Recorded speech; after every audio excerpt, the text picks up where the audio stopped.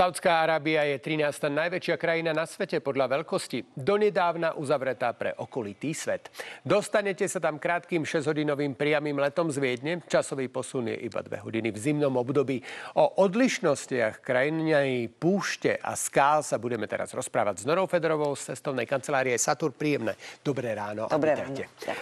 Saudská Arábia sa skutočne len teraz doslova pred niekoľkými rokmi otvorila pre turizmus a už teda nie je len veľkou pútnickou moslimskou krajinou, ale aj zaujímavým lákadlom pre turistov. Čo tam môžu tí turisti navštíviť? Tak určite je to veľká rozmanitosť tejto krajiny, pretože napriek tomu, že tá prvá predstava, ktorú asi máme, je o tej Meke a Medine, teda ako o zrodisku islámu, ale takisto máme tu predstavu o tom, že je to púštna krajina, časť tej krajiny teda je naozaj púšť, ale veľmi zaujímavá púšť. Sú tam rôzne skalné formácie, údolia, oázy, čiže je to naozaj niečo, čo určite stojí za to navštíviť. Ďalej, niekoľko tisíc kilometrov pobrežia Červeného mora. Tým, že Saudská Arábia je v podstate, ako ste povedali, je 13. najväčšou krajinou a má aj teda obrovské pobrežie, ktoré je v podstate veľmi porovnateľné charakterom s Egyptom, ktorý je hneď oproti. A sú tam teraz momentálne pripravené viaceré veľké projekty, pretože aktuálne ešte v podstate pri mori viete dovolenkovať len v letovisku Džedah, ktoré je práve na juhu krajiny. No a potom je toto vnútrozemie, ktoré je tiež veľmi zaujímavé. Ak ste navštívili v Jordánsku jeden zo 7 divov sveta Petru, tak určite to prepojenie na nabatijskú kultúru, pretože práve tu tiež bolo jedno z tých centier nabatijskej kultúry, ktoré určite stojí za to navštíviť. Áno, je to oblasť Hegri a je tam krásna dedinka Alula a okolo nej už teda vybudované prenádherné hotely, ktoré stoja za to, lebo tie bazény sú v skalách a jednoducho vidíte tam na tie hviezdy v noci tak ako nikde inde na svete. Povedzme si ale presne, ako sa tam človek vie dostať. Ja som mu spomínal ten priamy let z Viedne, ale aké sú podmienky vstupu do Saudskej Arábie? Sú viaceré priame lety, či už je to do hlavného mesta Rijad alebo na juh do prímorského mestečka Džedah. Podmienky vstupu sú pas platný 6 mesiacov a elektronické víza, ktoré sa vydávajú na počkanie. Čiže je to veľmi jednoduché.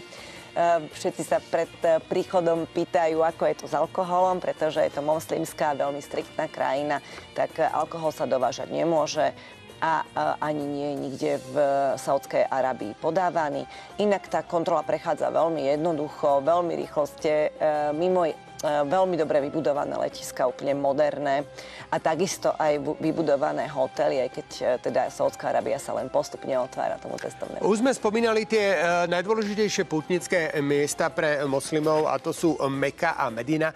Kým Meka pre nemoslimov nie je vôbec prístupná, do Mediny sa môže človek dostať, aj keď nie možno na tie najsvätejšie miesta, ale predsa len môže nejakým spôsobom načerpať nejaký tú kultúru a vlastne to náboženstvo. Aj tú atmosféru a presne tak do Mediny sa vieme dostať. Vieme sa pozrieť, je to jedna z najväčších mešít vôbec na svete a chodia tam moslimovia z celého sveta. To znamená, že vidíte tam farebne oblečených ľudí z Indonézie, Malajzie, ale aj z Indie a potom samozrejme v bielom a teda v čiernom saudské ženy. Je to miesto, ktoré má naozaj špeciálnu atmosféru aj pre neveriacich alebo nemoslivov, by som povedala. A v blízkosti Mediny je aj múzeum, kde sa vlastne dozviete celú históriu islámu, aj o prorokovi Mohamedovi. Takže je to veľmi zaujímavé a je to tiež miesto, ktoré v podstate je kúsok od Meky. A práve tam je veľmi rýchlo vlak, 300 km za hodinu. Čiže tam je presne ten, by som povedala, že stred tej modernej doby s tou kultúrou a s tými stáročiami vlastne v rámci ktorého existuje toto náboženstvo. Presne. A to zrejme môžeme vidieť na mnohých miestach v rámci Saudskej Arábie, kde sa ešte pozrieme aj v ďalšom bloku dnešných ranných novín a pozrieme sa konkrétne aj na tie najzaujímavejšie miesta. Mnohé sme už videli a vidíme aj na fotografiách a na videách, ktoré tu máme pripravené, ale samozrejme Saudská Arábia toho ponúka veľmi veľa a ešte bude do budúcna ponúkať. Je tak. Určite. Zostaňte s nami.